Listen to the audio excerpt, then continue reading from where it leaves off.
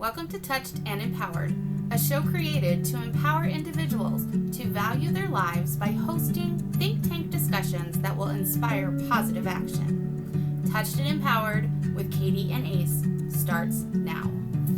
Hello, everybody. Welcome to the Touched and Empowered podcast. I'm Ace here with Katie, and we have a guest today. Hello, Allan. Hello, both. Hello. So, Allan Roberts shares his tales from his own troubled youth to a disastrous marriage, which left him financially in debt. He became homeless and eventually lost his sight. Developing his mindset enabled Allan to overcome these traumatic challenges. He eventually became a mindset master coach, author, mentor, and speaker in order to fulfill his mission to make a difference. As an inspirational speaker and mentor, Allan wants to support the next generation to succeed. His mission is to transform students into high achievers so they can release their inner genius and reach their life dreams and goals. Allan's championing youth for a better tomorrow. Thank you so much for joining us. Yay. It's so happy to have you here. It's great to be here. So the first question that I have is the transformation students into high achievers. Ace and I both like to work with teens. We would like to work with anyone who wants to move themselves forwards. But being the parent of a now college student, trying to motivate a teenager is challenging. So what do you do to help them see that they can accomplish their dreams? I normally tell them my story, how my life was changed. And when they understand how my life was changed, they can understand the benefit of making those changes themselves. So basically, when I was at school, I had a very good upbringing from my parents. And so when I was 5 years old and about to start school, I could already read and write and do basic maths. So I was probably equivalent to a 7-year-old when I started school. However, I'd been encouraged to learn. When I got to school, it was a different atmosphere. They punished you if you didn't learn. And I couldn't work in that environment. And I started being afraid of going to school. And I struggled to learn. And every time I got something wrong, I was punished. And I started falling further and further behind. The other kids in the school caught me up. And I was constantly being punished. And one day I was out waiting to be punished, in trouble again, because I got something wrong. I don't know what I'd done wrong that day, but I got something wrong. And I was out there waiting to be punished. And the teacher came to me and she said, "You're too stupid to learn." And then she walked away and she didn't punish me. Now, to me, that was a great lesson. If you're too stupid to learn, you don't get punished. Well, I can be stupid if I want. So I remained stupid. I was deliberately stupid. And so I kept, going to sleep in class and playing about and doing anything but learn. When I reached 15, when I left school on my 15th birthday, my education level had grown up to maybe 10 to 12-year-old. So I lost out completely at school. Now, because my father was successful, he had made sure all his children were successful. So I had no ambition. In fact, to be quite honest, I had no chance of a school, a job, just no chance. So he sent me to a radio school so I could train to be a radio officer on board a ship. Now, that would give me a good start in life. But I had now learned that school is where you are stupid. And so I didn't study at radio school. I never learned anything other than Morse code, which we had no choice. We had to learn Morse code. And I can still do Morse code today, you know, the did it, and all that sort of thing. But everything else was just lost. And I would put my hands on the desk and put my head down during the lesson and go to sleep. That was how stupid I'd become. Now, I started when I was 15, and I'd been there about 18 months. I was 16. And one day I sat up in class and I thought, what am I doing here? You know, I'm wasting my father's money. And I thought, well, if I drop out of school, I save my father some money and I can go and get a job. Now, believe it or not, the only job I thought I could achieve, right, in those days, we didn't have lorries with big brushes sweeping the roads. What we had was men with trolleys with a few bins on it, a brush and a shovel, and they would push the trolley and sweep the road and fill these bins up. I thought I could do that, which meant I knew I had a job I could go and do. That was my ambition when I was at this radio school. So I dropped out of radio school and I went down to the job centre, and they said, what have you done since you left school? And I said, I've been to radio school. And he said, oh, we got the perfect job for you. So he sent me for an interview at a radio and television shop. So I went for this interview. It was an old terraced house with a kitchen at the back, about 8 foot square. That was the boss's office. So I went into there, and he said, same as at the job centre, he said, what have you done since you left school? And I said, I've been to radio school. And he said, oh, great. Yeah. And then he said, have you used a signal generator? Now, everybody knows what a signal generator is. There's a clue in the name, you know, but I didn't know.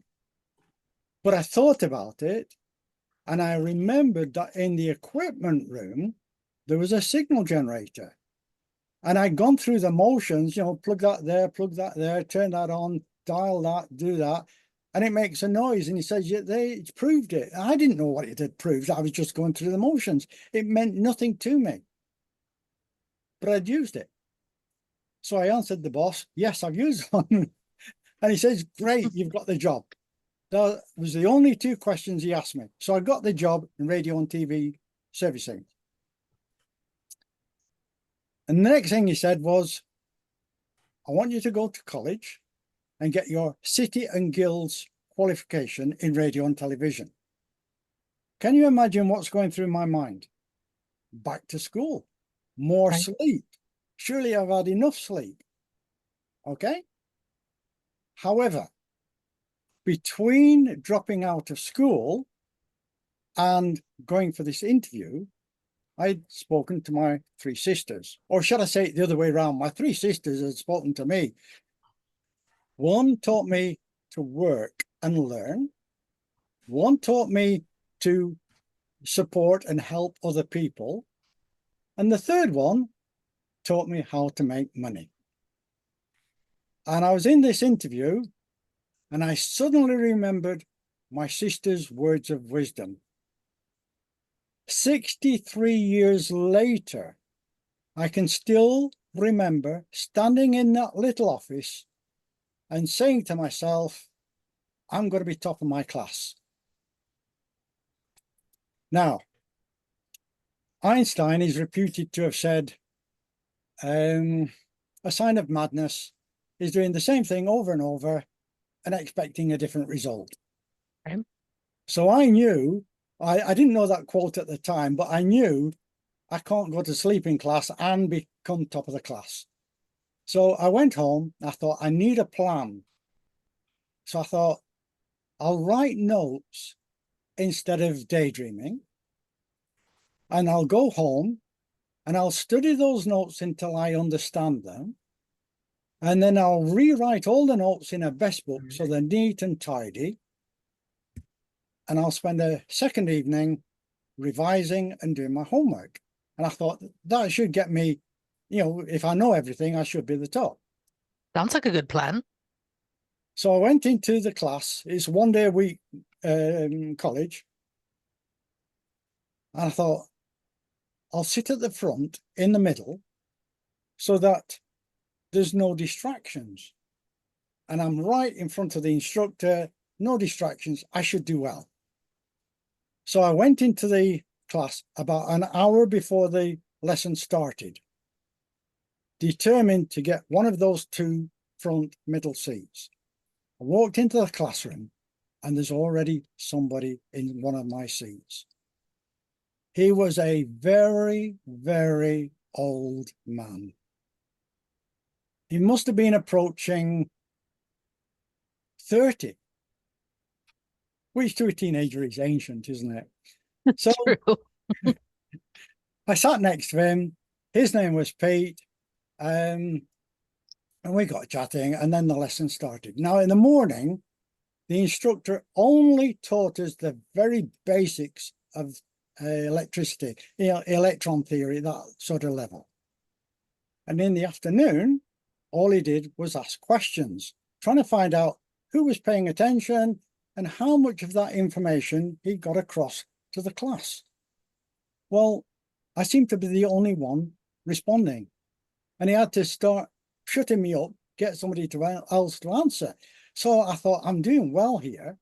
And at the end of the day, Pete, your old man here, turned to me and he said he was completely lost, didn't understand anything of the training, and would I help him?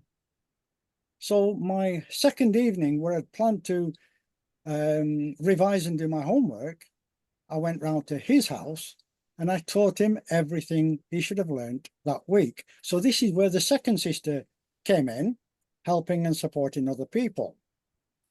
I didn't know it at the time, but teaching is probably one of the best ways to learn a subject. Mm-hmm. As a result, Pete and I came top of the class week after week, month after month, and year after year. And I finally realized I got back what I call my yearning for learning. And all of a sudden, I wanted more. And I thought, where else can I get a really high level of training? And it suddenly dawned on me that the army is absolutely huge. And everybody in the army has to be able to communicate with other people in the army. Otherwise, it's disjointed and it'll fail. So I joined the army. And I was put on this very high-tech course. And I was in the top 5 week after week after week. I decided I was going to be the top. And at the final exams, there was 14 modules. The average to pass, you had to average 60%. Now, there was only 5 out of 35 that passed that exam, but my average mark was between 97 and 98%. So once again, I'd achieved my goal. I got posted out to Sharjah, which is about 12 miles down the coast from Dubai in the Persian Gulf. And when I got there, I made that decision. I was going to stand out from all the other technicians. And I excelled. And as a result, I earned myself a luxury posting to a little place, a little island called Mazira, just up the coast from Aden. And I was put in sole charge of the telephone exchange there. I was only a lance corporal at that point, and I'd only got 6 months experience. That was a posting for somebody a much higher level than me. But when I left there, I got the most glowing report from the commanding officer, the RAF commanding officer, because I'd pushed myself to my limit all the way through. My entire career was pushing myself to reach the top in everything I did. So that's what I've carried on now for 63 years since that mindset change. So that's what I'm doing now. I realize now that if people can change their minds while they're still students and get that sort of mindset, they can be a success their entire life, and they never stop.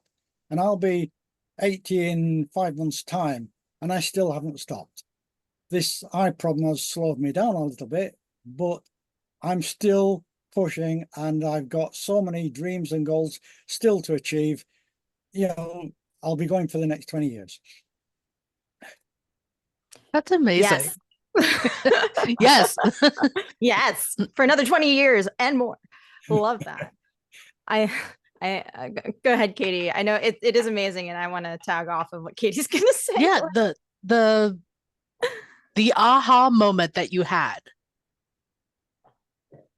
It really amazing how when we have that aha moment, it shifts everything in our perspective as to taking just a little step, just taking the notes and then reviewing the notes and then revising your notes and then ended up sharing that knowledge. How we learn so much faster and grow so much faster, and then everything just goes faster and faster and faster and faster, and you were able to achieve all of that quicker than so many other people, because like you said, you got a position that was designed for someone of higher rank or more experience, but you said 6 months. That's amazing. Yeah, it's incredible. I think, like, I remember when I was in high school, and I actually had the same type of mindset of like, oh, I thought I was really dumb.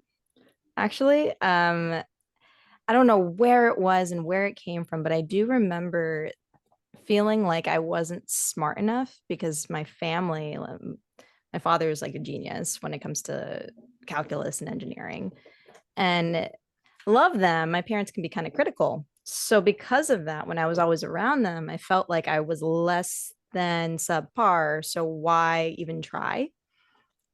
Yeah. I remember going into college and thinking, oh yeah, I'll just be a teacher only like in middle school and high school. And then all of a sudden, out of nowhere, I was getting like high grades in college, and I didn't understand why, because I apparently the high school that I went to when I was in my hometown, everyone was excelling in math and science, and I felt like I wasn't up to speed. So therefore, I also found myself, or thought of myself, to be air quotes stupid. And that judgment really held me back. So it's wonderful to hear that parallel or that relatable understanding with somebody else, especially somebody who still has dreams and goals at 80. And I'm like, I think I got 3 for this year. My question to you, Allan, is, you know, it is really wonderful to know that there's a way to shift your mindset. Now, when speaking to a kid, and I've been in the educational system. Well, I went to public school in Edison, New Jersey. And I remember it was a pretty dismal atmosphere. Sometimes it was really hard to even think that we could dream outside of high school or middle school. Where do you find, or what encouragement do you have for young kids that feel that same emotional dissonance from where they can actually go and grow? It's difficult for them to understand they can change. And so I have to kind of set an example what you can do and why they hold themselves back. They have these thoughts that they're not good enough or they can't do these things. And you can get them, you say back to them, what have you achieved? What little steps have you made? You know, when you started school, you couldn't read or write. Now you can write an essay. Sorry, it just reminded me of my last essay. You know, you can see those little steps. Even, you know, I would target more like a 14, 15, 16-year-old. They're the right age where they can make those major movements.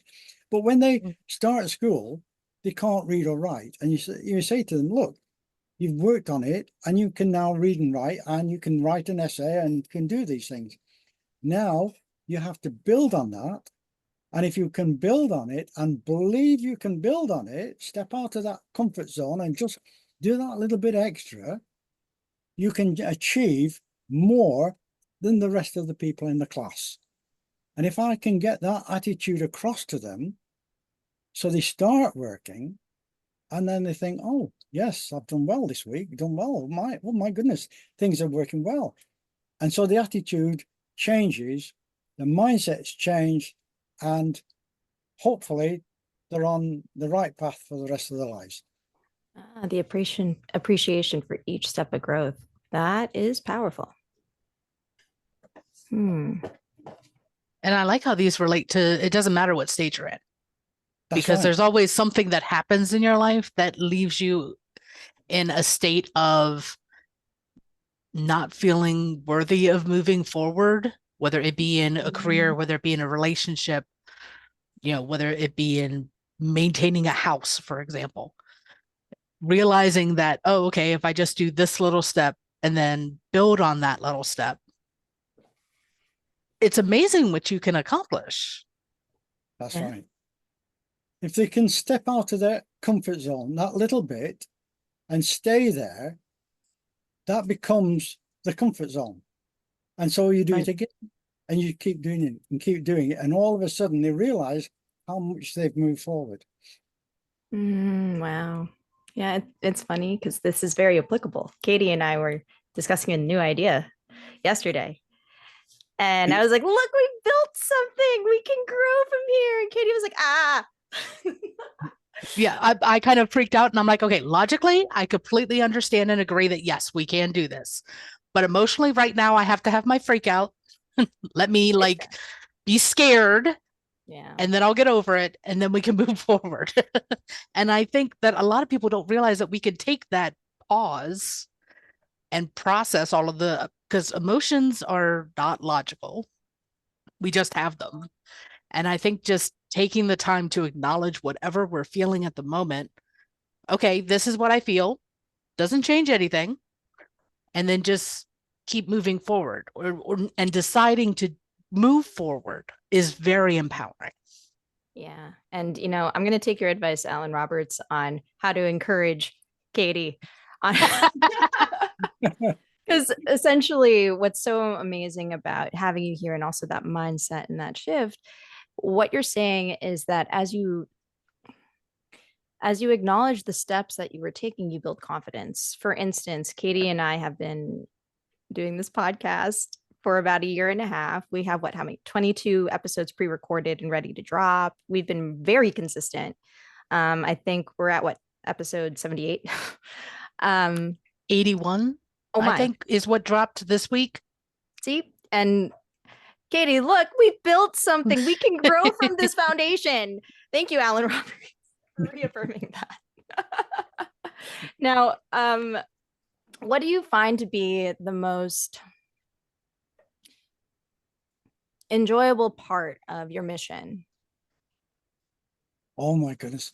When you see the children evolve and develop and, they flourish, that is an amazing feeling. That feeling of achievement.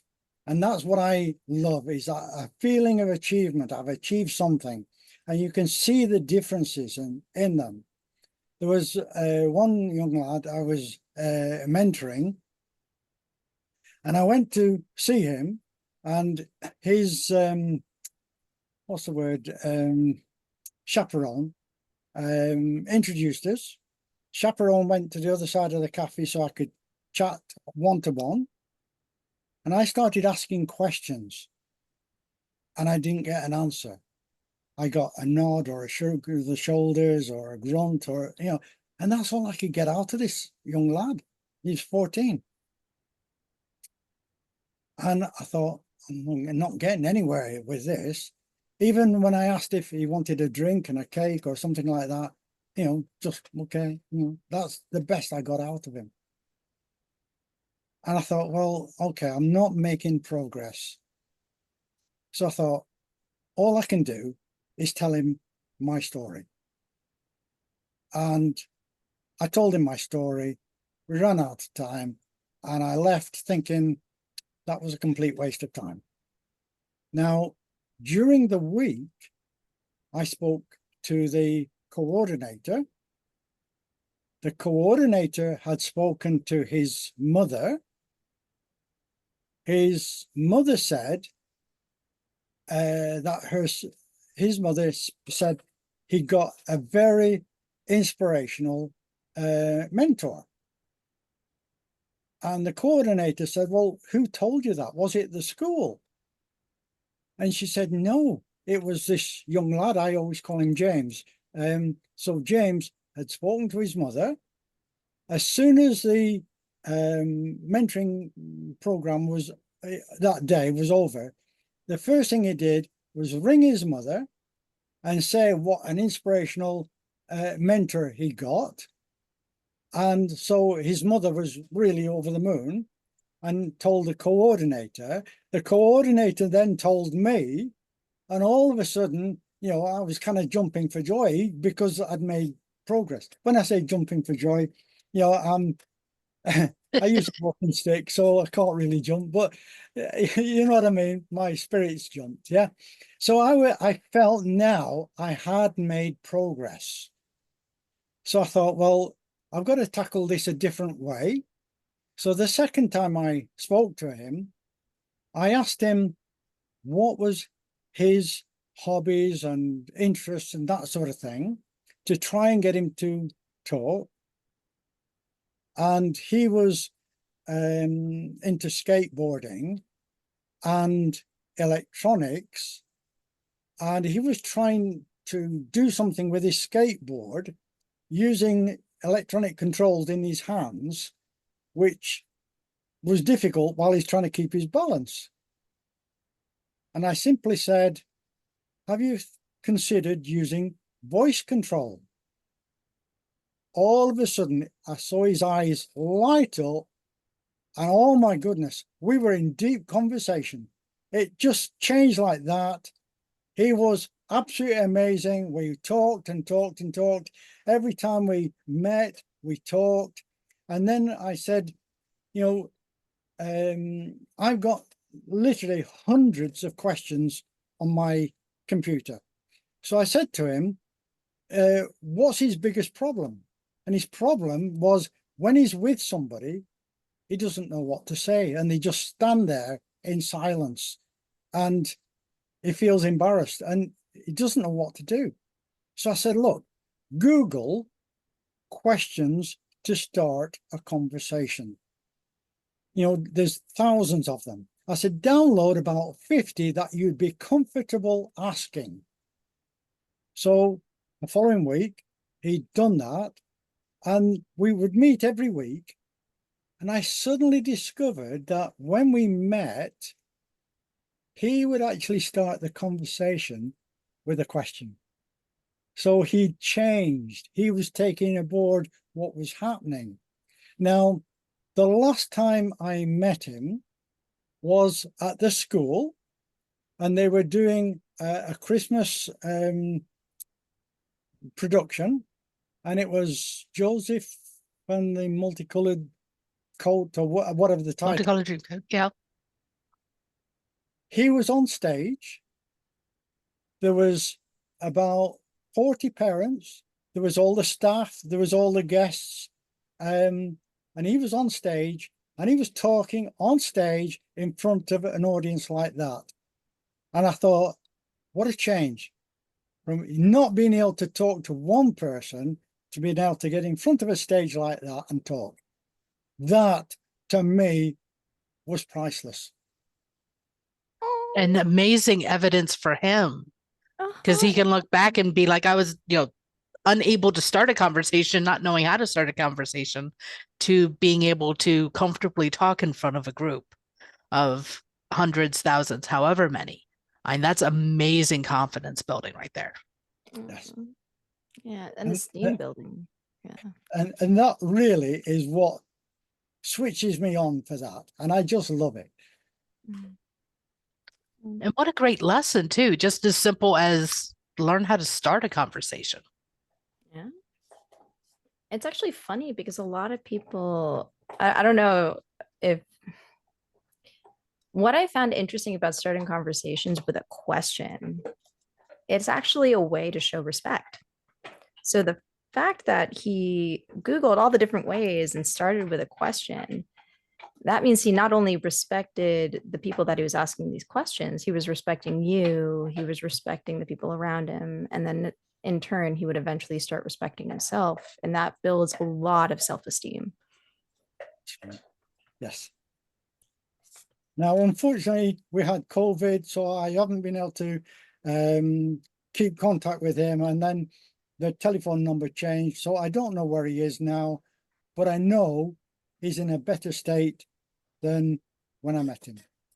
Oh, so great. And he'll find you. I feel like people like you change, like you changed his life, right? And it's those small hints and those small nurturing tidbits of mentorship and advice that, how old was he? He was 14 when I met him. Oh yeah, he's gonna remember. Oh yeah. Yeah. I still remember the people who changed my life when I was 11 to 15 years old. Like they're very, very not just memorable, but they have their own shelf in my brain. They get their own little trophy next to I like the idea. We have mental trophies for our mentors of the past. You know, the ones that impact us and help us move forward, help us realize that we are creative, capable, and resourceful enough to learn and grow and achieve. And I find it interesting because you mentioned something about how this person you thought you wasted your time by just telling your story, and that wasn't the case. It actually helped empower him. So, kids are they're an interesting group, right? They were, I don't know. I was never taught as a child, and my nieces and nephews, I've noticed that when they are quiet after you speak, they actually absorbed everything you said, and then they're about to go take action. But as adults, we're kind of taught to reaffirm what you said, then go take action. So it's really an interesting guesser check of like, did that really hit them or did it not? And I've learned that over the years, especially with children, as long as you share something very like heart-filled, it impacts them forever. That's right. Yeah. And I love that we get the affirmations later. You know, it's not instant gratification that the light bulb went off.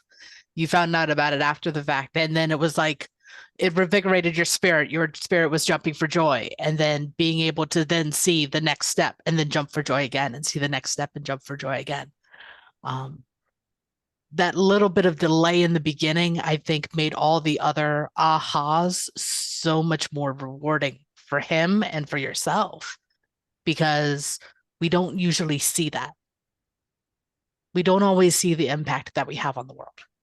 And then when we do get that confirmation as to we did make an impact in a positive manner, it blows our minds. Yeah. It's just that wonderful feeling you've made a difference. And I just love that. And so I'm always looking for that opportunity to try and change somebody's life. And it must be me twisted, but I just love to see them change. Yeah. I don't think that's twisted. Yeah, I don't think it's twisted either. It's the idea of how can we help people nurture without them feeling like something's wrong with them? And being able to ask the questions and inspire with our stories is one of the best ways to do it. Well, it was a learning curve for me. I didn't realize my story would help him, but I couldn't think of anything better to do at the time. Well, sometimes all that it takes is whatever seemed right at the moment. Seemed like a good idea at the time, and in most cases, it's right.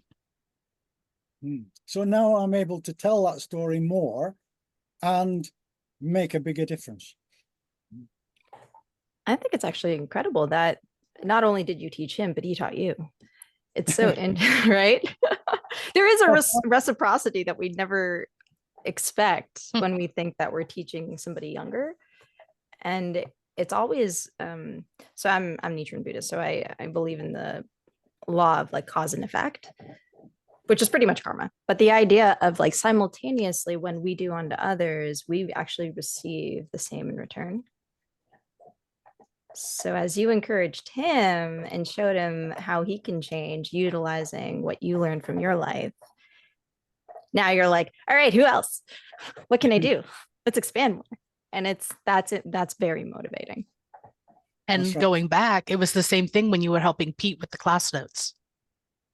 Yes. With I mean, we could see the parallels. Well, you've helped someone and it's inspired you to continue with the teaching, continuing with the mentoring, continuing with the inspiring others just by sharing your story or sharing what knowledge that you have. So many people are afraid to share what they know. Oh my God, someone's going to take something from me because I shared my knowledge with them. When that's not the case at all. We share our knowledge so then that way everyone can grow and heal. Yeah. And Katie, I think when you mentioned instant gratification, I actually find that fascinating because I just had a big, nice star in my mind's eye about that.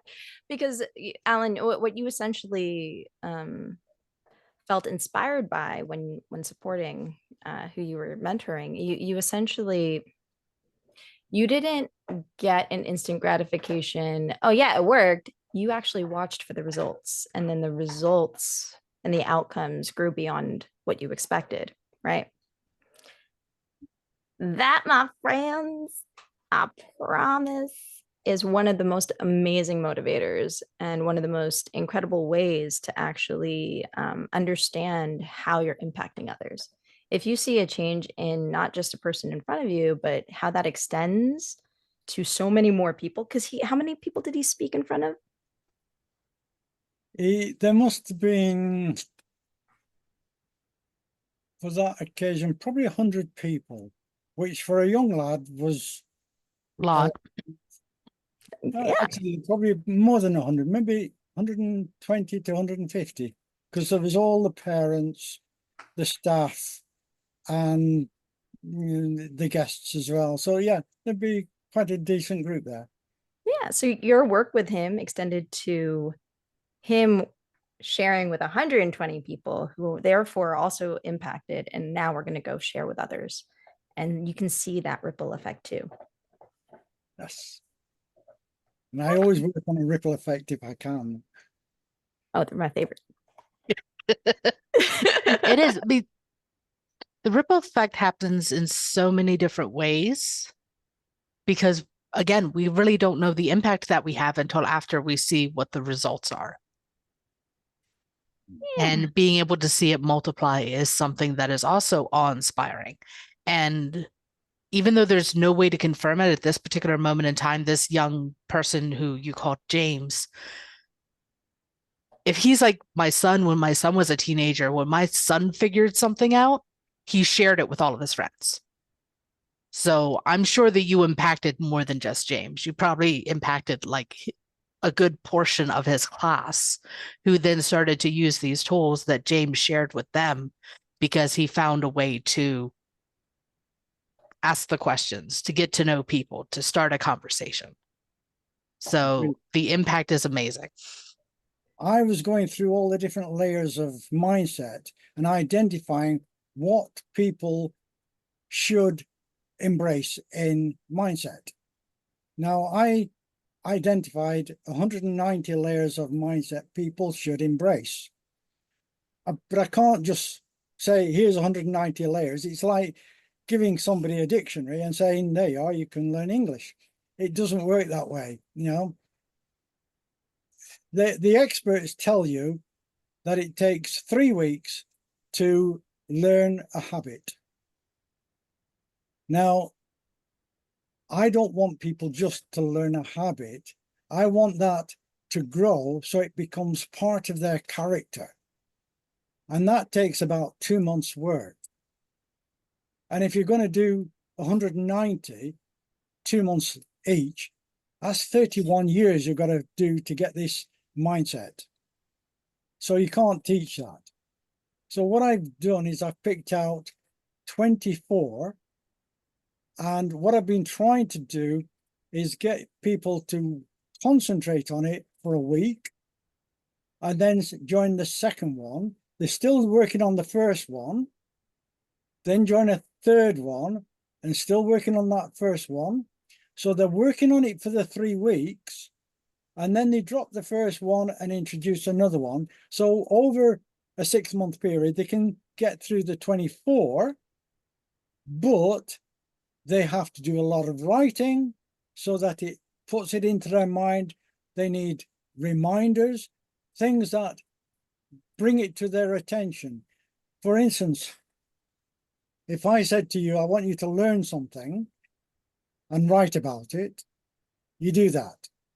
But I want you to do it, and before you do it, I want you to open and close a door. And when you're finished, I want you to open and close a door. Now you think, why would I want to do that? But you do that constantly while you're learning on this program. And what happens? Every time you hear a door open or close in the future, it'll be in your subconscious. You are doing this program. So it's built into you, into your character.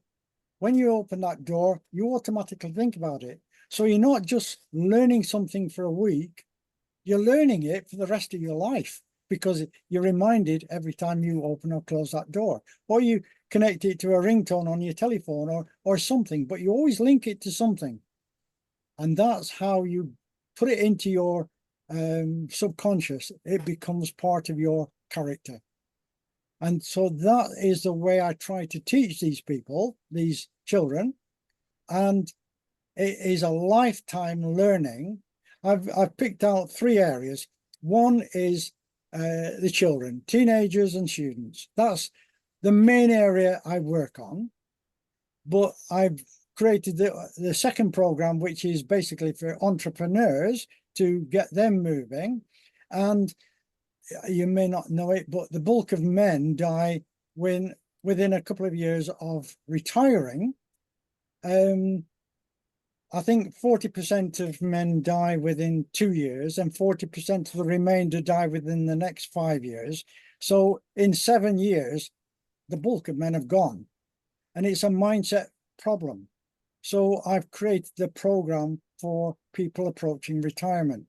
It doesn't affect women as much because they have a quite a big gap having children, and they don't work in a 9-to-5 structured job for 50 years. They tend to move about, have the family, they concentrate on the home and that sort of thing. But times are changing. Mm-hmm. So more women are spending that lifetime in work, whereas my mother probably worked when she was a teenager, but once she got married, she never worked again. She just looked back, saying she never worked. She worked in the house, she looked after the house, she looked after the children, but she didn't do that 9-to-5 structured job. And when a man retires, he thinks, what can I do? I know, I'll go and help the wife. And the wife says, get from under my feet, because she's got a routine. So he doesn't know what to do. So there's a huge void in their lives. And that's why they just disappear, So these are the targets I work on, but my real passion is working with the young people. I actually watched that unfold on Gilmore Girls. If you've ever watched it, it's one of my favorite TV shows. And it's funny because the grandfather of the main character did that. Like, he didn't know what to do. His wife took care of everything, had a routine, and he was just like, I don't know what to do. Can I follow you around? What And so to find that, to reemerge from the old routine to the new routine, it's really great that you're able to help and support people in that. It is wonderful that you do want to focus on the youth and the next generation, because honestly, they are our future. I agree. And as much as I would love to hear more about the possibilities you have for those who are retiring and those who are in entrepreneurship, our time is coming to an end today, unfortunately. But I've loved listening to your stories, and it's lighting me up, because it's reminding me that just those little baby steps, you grow so much without even realizing it. Mm-hmm. Thank Just you. be prepared to move out of that comfort zone. Just that little bit. That's all it needs, but do it constantly. And what a great lesson to take away from today's episode. Little steps constantly, getting outside your comfort zone, and you will grow by gigantic steps without even realizing it. Correct. So Wonderful. thank you everyone for listening to this episode of Touched and Empowered. We greatly appreciate you as always. And thank you, Allan, for being on our show today. It's been my pleasure. Thank you. Thank you for joining us. We hope that the discussion today will inspire you to take positive action in your life. Until next week, be empowered.